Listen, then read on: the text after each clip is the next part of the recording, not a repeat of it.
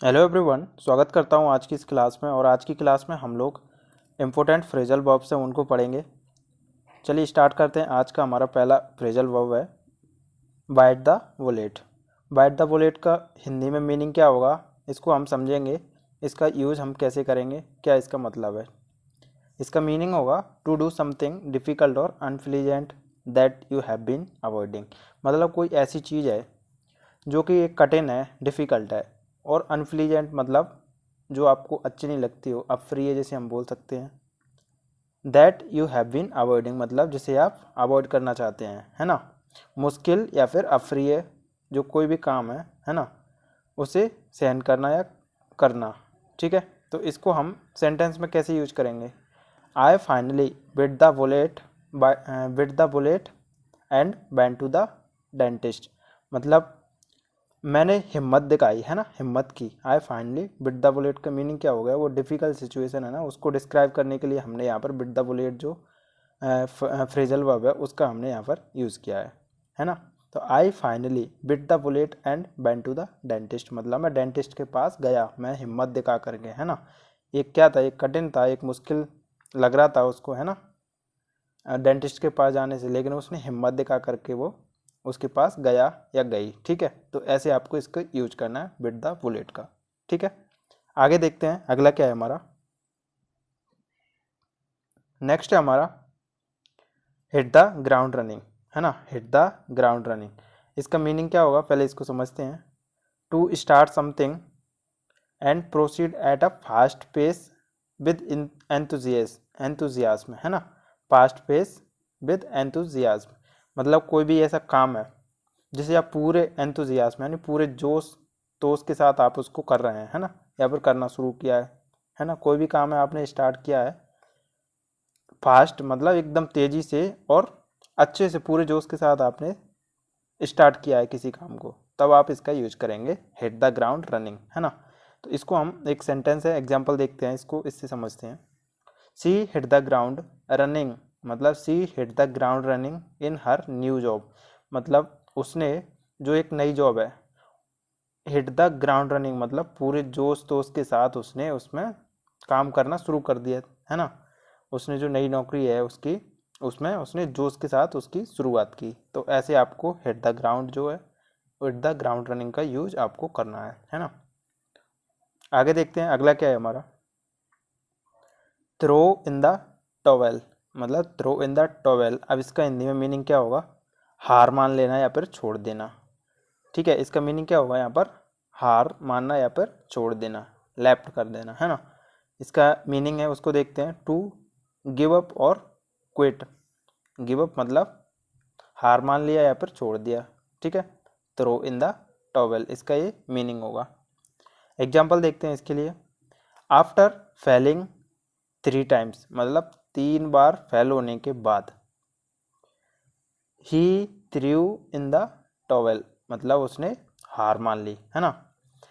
जब उसने 3 बार प्रयास किया, 3 बार ट्राई किया, लेकिन वो तीनों बार फेल हो गया, और उसके बाद उसने क्या किया, हार मान ली। तो थ्रू इन द टॉवेल ये इसका मीनिंग यहाँ पर है, मतलब हार मान ली उसने। ठीक है, अगला फ्रेजल वर्ब है हमारा फोर्थ क्या है, ब्रेक द आइस। ठीक है, ब्रेक द आइस इसका मीनिंग क्या होगा, to start a conversation in a social setting and make people feel more comfortable. ठीक है, बातचीत आप शुरू करते हैं और माहौल को मतलब अच्छा बनाते हैं, है ना, कंफर्टेबल बनाते हैं, उसको सहज बनाते हैं। तो उस सिचुएशन में आपको ब्रेक द आइस का यूज करना है। टू स्टार्ट अ कन्वर्सेशन जब आप कॉन्वर्सेशन स्टार्ट करते हैं इन अ सोशल सेटिंग। ठीक है, जब उस सिचुएशन में आप क्या करते हैं, make people feel more comfortable मतलब लोगों को आप अच्छे से कंफर्टेबल फील कराते हैं, है ना। कोई भी कॉन्वर्सेशन स्टार्ट करते हैं तब आप क्या यूज करेंगे यहाँ पर, ब्रेक द आइस। ठीक है, इसको एग्जांपल से देखते हैं हम। मतलब इसमें क्या होगा, कोई माहौल है उसको अच्छा बनाना, सहल और सरल बनाना, है ना। किसी से बात करते हैं आप तब उसको कंफर्टेबल फील कराना, किसी भी व्यक्ति कोई भी लोग होगा उसको, है ना। इसको एग्जांपल में देखते हैं हम। सेंटेंस क्या है, he told a funny joke to break the ice मतलब माहौल को कैसा बनाने के लिए, कंफर्टेबल बनाने के लिए, है ना, सहज बनाने के लिए। ही टोल्ड फनी जोक उसने एक फनी जोक मारा, है ना, बोला। किस लिए बोला, ताकि माहौल कैसा हो जाए, एकदम कंफर्टेबल हो जाए, एक दूसरे से जो बातचीत में वो कंफर्टेबल माहौल हो, उसके लिए इसमें हमने कौन से फ्रेज का यूज किया है, ब्रेक द आइस का, है ना। एट द पार्टी मतलब पार्टी में उसने एक फनी जोक मारा, किसमें, पार्टी में। और इसमें ब्रेक द आइस का मीनिंग क्या निकल के आ रहा है, ताकि माहौल को मज़ेदार बनाना, है ना। इस तरह से आप इसको समझ सकते हैं। आगे देखते हैं अगला क्या है हमारा, फिफ्थ में क्या है, अ ब्लेसिंग इन डिसग्यूज, है ना, डिसग्यूज। तो इसको हम देखते हैं, इसका मीनिंग क्या है पहले। समथिंग दैट सीम्स बैड, मतलब कुछ ऐसा लग रहा है जो बैड है, नहीं बुरा है। At first but turns out to be good, मतलब पहले हमें देखने में कैसा लग रहा है, वो बुरा है ना, बेकार लग रहा है आपको कोई चीज़, लेकिन बाद में उसका जो रिजल्ट है वो बाद में अपन को पता चल रहा है कि वो अच्छा है ना, अच्छा था। तो इसको एग्जांपल में समझते हैं हम। Losing that job was a blessing in disguise, है ना, एक जॉब है उसने उसको छोड़ दिया, लूज कर दिया, है ना, खो दिया उसने, ऐसे समझ सकते हैं आप। वो क्या थी उसके लिए, ब्लेसिंग इन डिसग्यूज, मतलब वो पहले हमें ऐसा लग रहा था कि वो बुरी जॉब है, लेकिन बाद में पता चला कि वही अच्छी थी, है ना। तो ये क्या हो गया, हमने यहाँ पर ऐसे इसका यूज किया है, ठीक है, अ ब्लेसिंग इन डिसग्यूज, ठीक है। आगे देखते हैं नेक्स्ट क्या है हमारा, सिक्स्थ नंबर में है, the ball is in your court, the ball is in your court, इसका मीनिंग है it's your turn to take action और मेक अ डिसीजन, मतलब ऐसी कोई सिचुएशन जब आपके पास मौका है एक्शन लेने का, है ना, अब कोई फैसला आपको लेना है ना, अब वो तुम्हारे हाथ में, वो कार्रवाई आपने करनी है वो, है ना। तो ऐसे आप इसको समझेंगे, it's your turn to take action, मतलब ये आपका मौका है, मतलब एक्शन लेने का, कोई भी डिसीजन आप ले रहे हैं उसका। तो ऐसे हम इस फ्रेज का यूज करेंगे इस जगह पे, जब आपके पास एक मौका हो कोई भी एक्शन या फिर डिसीजन लेने का, तब आप किसका यूज करेंगे, the ball is in your court, मतलब बॉल अपने कोर्ट में है ना, जब आपके हाथ में फैसला, तब आप इसको ऐसे यूज करेंगे। इसको एग्जाम्पल में देखते हैं हम पहले। I have done all I can, मैंने कर लिया है जो मैं कर सकता था, है ना। Now the ball is in your court, मतलब जो बॉल है वो इन योर कोर्ट, यहाँ पर हम किस सेंस में यूज कर रहे हैं, मतलब आपके हाथ में फैसला था उसको, है ना, मैंने अपना काम कर लिया है, अब गेंद तुम्हारे पाले में है ना। Now the ball is in your court, ठीक है, ऐसे हमने इस पर यूज किया है। आगे देखते हैं नेक्स्ट क्या है हमारा, बर्निंग द मिडनाइट ऑयल, इसका मीनिंग होगा working late into the night, मतलब कोई काम है आप कर रहे हैं, कब, लेट इनटू द नाइट, मतलब लेट नाइट, रात में आप काम कर रहे हैं, है ना, देर रात तक आप काम कर रहे हैं, या फिर कुछ भी मैं बोल सकता हूँ, जैसे आप रात भर पढ़ाई कर रहे हैं, कुछ भी कर रहे हैं, है ना, लेट नाइट तक, तब आप बर्निंग द मिडनाइट ऑयल इसका यूज करेंगे, है ना। इससे आप समझ सकते हैं बर्निंग द मिडनाइट ऑयल, जैसे हम चिमनी का एग्जांपल लेते हैं उससे पढ़ते थे, तो इस तरीके से आप इसको याद रख सकते हैं, बर्निंग द मिडनाइट ऑयल, है ना।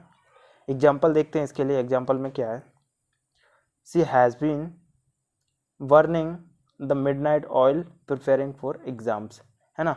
तो यहाँ पर बर्निंग द मिडनाइट ऑयल का मतलब वो रात भर उसने पढ़ाई की होगी, उसकी बात हो रही है। तो she has been preparing for exam, मतलब वो एग्जाम की तैयारी कर रही है, कर रही है। बर्निंग द मिडनाइट ऑयल यहाँ पर यूज हुआ है, मतलब वो परीक्षा की तैयारी कर रही है, देर रात तक जाग रही है ना, देर रात तक जाग रही है, किस लिए, वो परीक्षा की तैयारी में देर रात तक जाग रही है इसलिए। तो यहाँ पर हमने देर रात तक के लिए क्या यूज किया है, बर्निंग द मिडनाइट ऑयल, है ना, इस फ्रेज का यूज किया है हमने यहाँ पर। आगे देखते हैं नेक्स्ट क्या है हमारा, under the weather. Under the weather का मीनिंग क्या होगा, और ये ज़्यादातर मोस्ट कॉमनली फ्रेजल है, ज़्यादातर यूज हो जाती है ना। अंडर द वेदर का मीनिंग क्या होगा, फीलिंग सिक और अनवेल, जब आप ऐसा फील कर रहे हैं, अनवेल मतलब आप अच्छा फील नहीं कर रहे, या आपकी तबीयत खराब है, बीमार महसूस कर रहे हैं आप, है ना, उस सिचुएशन में आपको अंडर द वेदर का यूज करना है। I am feeling a bit under the weather today, मतलब मैं आज थोड़ा सा अस्वस्थ महसूस कर रहा हूँ, है ना, या फिर मैं थोड़ा सा बीमार महसूस कर रहा हूँ, आप इसको ऐसे यूज करेंगे, ठीक है। आगे देखते हैं अगला क्या है हमारा, next, cost an arm and a leg, ठीक है, इसका मीनिंग होगा cost an arm and a leg, इसका मीनिंग क्या है, समथिंग वेरी एक्सपेंसिव, मतलब कोई चीज़ है वो ज़्यादा ही महंगी लग रही है ना, बहुत महंगी होना।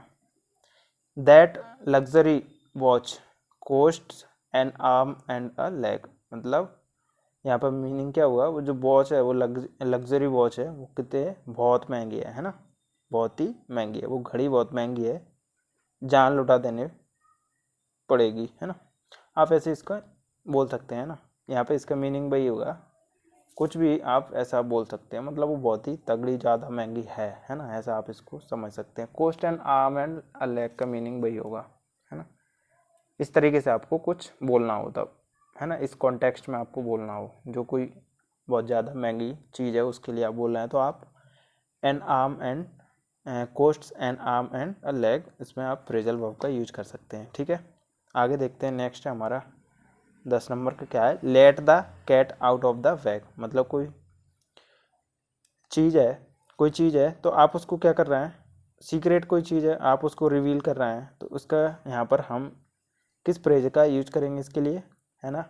इसके लिए आप यूज करेंगे let the cat out of the bag, है ना। कोई चीज़ है वो सीक्रेट है, आपने किसी को बताया नहीं उसके बारे में, आप अचानक से हम बोल सकते हैं सरप्राइज, या फिर उस सीक्रेट है उसके किसी को पता नहीं उसके बारे में, तो अब आप उसको रिवील करेंगे, उस सिचुएशन में आप इसका यूज करेंगे let the cat out of the bag. ठीक है, एग्जाम्पल में इसको देखते हैं हम। He let the cat out of the bag about the surprise party, है ना, कोई सरप्राइज पार्टी है, उसमें उसने कुछ ऐसी चीज़ है सीक्रेट है, वो उसने मतलब रिवील कर दी, वहाँ पर रिवील कर दी, है ना, उसने सरप्राइज पार्टी का राज खोल दिया है या फिर रिवील कर दिया है, तो आप इसको ऐसे समझ सकते हैं। ठीक है, तो आज की क्लास में हमने 10 इंपॉर्टेंट फ्रेजल हैं वो पढ़े, तो आज की क्लास में इतना ही।